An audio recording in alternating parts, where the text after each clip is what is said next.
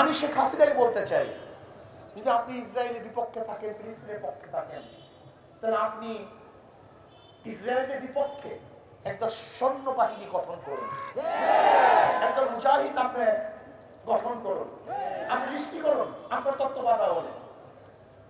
আপনি লিস্টি করুন যে বাংলাদেশ থেকে কত যোদ্ধারা ফিলিস্তিনের পক্ষে ইসরায়েলের বিপক্ষে যুদ্ধ করতে চায়। আপনি লিস্টি করুন, দেখবেন ইনশাআল্লাহ বাংলাদেশের হাজারো লক্ষ কোটি জনগণ মানবতাবাদী, শুধু মুসলমান না, যারা মানুষের পক্ষে, মানবতার পক্ষে, তারা ওই হিংস্র জালেম ইসরায়েলের বিপক্ষে অস্ত্র ধারণ করবে, ওদের বিরুদ্ধে লড়াই করবে, যুদ্ধ করবে, ওই দেশকে তারা উদ্ধার করবে ইনশাআল্লাহ।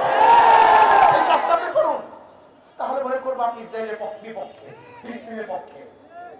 আর আমাদের দাবি থাকবে ইসরায়েলি পণ্য বয়কট নয়, বাংলাদেশে ইসরায়েল কোনো পণ্য ঢুকতে দেওয়া হবে না, আইন করে নিষেধ করতে হবে।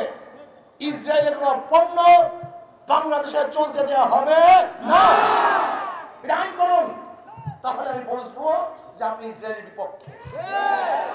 ঈদের সময়, রমজানের সময় ইসরায়েল বিমান আমাদের বাংলাদেশের এয়ারপোর্টে নামলো কিভাবে? এর জবাব বাংলাদেশের জনগণ চায়, গোটা দুনিয়ার মানবতাবাদী মানুষ চায়। আপনি ইসরায়েলের বিপক্ষে, ইসরায়েলের বিমান আপনার অনুমতি ব্যতীত এই ভূখণ্ডে নামলো কিভাবে?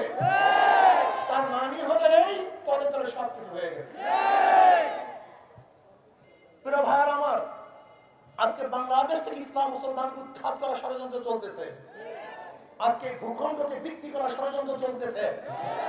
আজকে বন্ধু বন্ধু বলে যাদেরকে আপন করতে চাই, তারা আমাদের বুকের উপরে বারবার গুলিবিদ্ধ করবে, আমাদের ভূখণ্ড দখল করার ষড়যন্ত্র করবে, এদেশের সাংস্কৃতিক ইসলামকে নষ্ট করার ষড়যন্ত্র করবে, এদেশের মানুষকে গোলাম বানাবার চক্রান্ত করবে।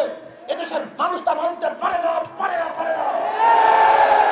কাজী শুধু ইসরায়েলের বিরুদ্ধে নয়, ইসরায়েলের দূষণের বিরুদ্ধে যে ভারত ইসরায়েলের পক্ষে দিয়েছে, ইসরায়েলের পক্ষে কথা বলেছে, ইসরায়েলের পক্ষে তারা দাবি তুলেছে, সেই ভারতকেও বাংলাদেশের মানুষ বয়কট করে তাদের আপন করতে পারে না।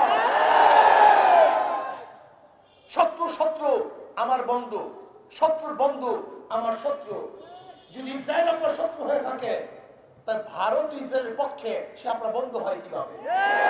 প্রশ্নের জবাব দেন। আসলে তো তলে তলে সব হয়ে গেছে, সব রাজনীতি, সব বাহ্যিকতা।